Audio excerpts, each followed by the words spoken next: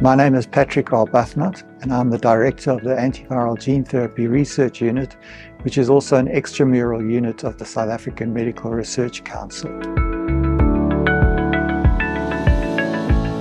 So we, together with the team of synthetic organic chemists on main campus at WITS, a team of Professor Charles de Koning, looked at trying to develop a green method for making these ionizable lipids.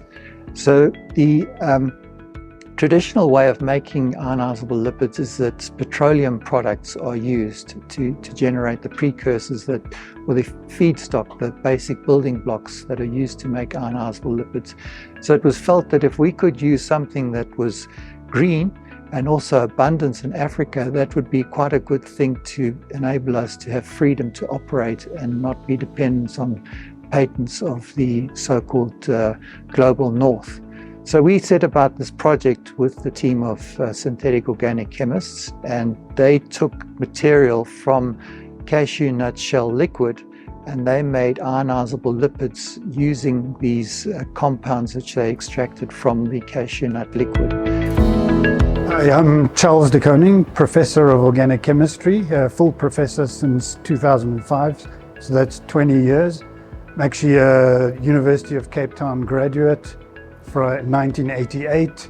Then I went to MIT to do a postdoc, then to University of Hawaii, and I'm what's called a synthetic organic chemist, and I've been doing this for, I don't know, 35 years or something like that.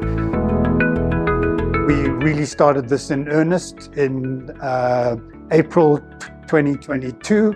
The project was funded by the World Health Organization and the Medicines Patent Pool.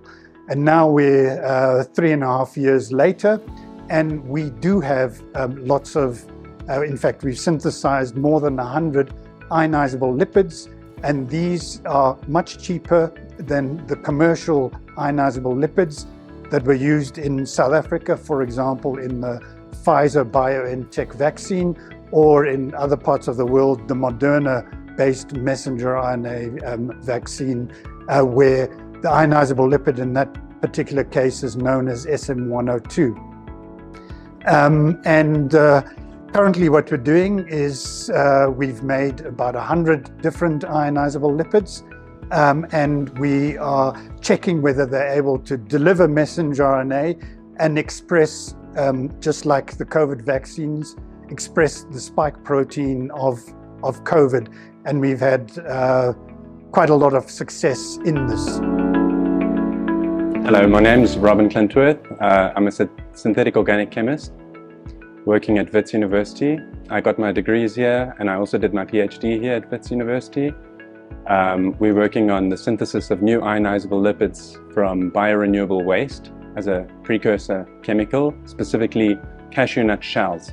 So it's the inedible shell that surrounds the nut. The nuts are obviously consumed by people all over the world, and for every nut you have a shell that just gets discarded. And those shells are incredibly rich in phenolic lipids, which turn out to be ideal precursors for ionizable lipids, which you can use for mRNA delivery, for the next generation of mRNA vaccines. So the first vaccines that were ever developed essentially used either modified viruses, like smallpox vaccine required the cowpox virus, and that actually doesn't infect humans, but it has enough of the same similarities molecularly to generate an immune response.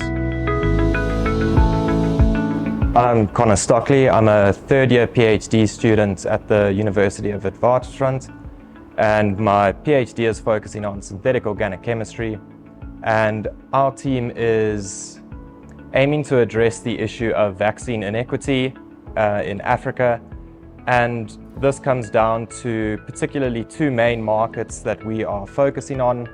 The first one being that of transfection agents, and whilst the second one is that of raw materials for mRNA vaccines.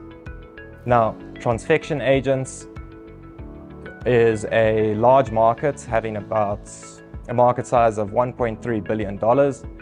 And most research facilities around the world are heavily dependent on these transfection agents. However, access to these is extremely expensive and this severely hinders research and slows down academic research.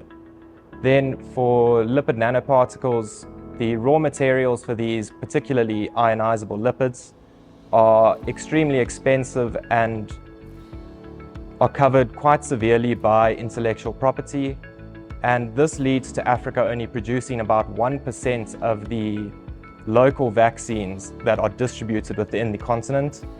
And so this opens up a huge market for growing vaccine development within Africa. And there's been a strong push to increase vaccine production in Africa from that 1% up to 60% by 2040. Now, our lipids are produced from cashew nut shell waste, and this again addresses the issue of local manufacturing, as we can obtain this from African sources, and this limits the amount of raw materials that need to be imported from overseas countries, and that majorly reduces the cost. And in doing so, hopefully we can find that gap in the market and address the inequity within African vaccine development.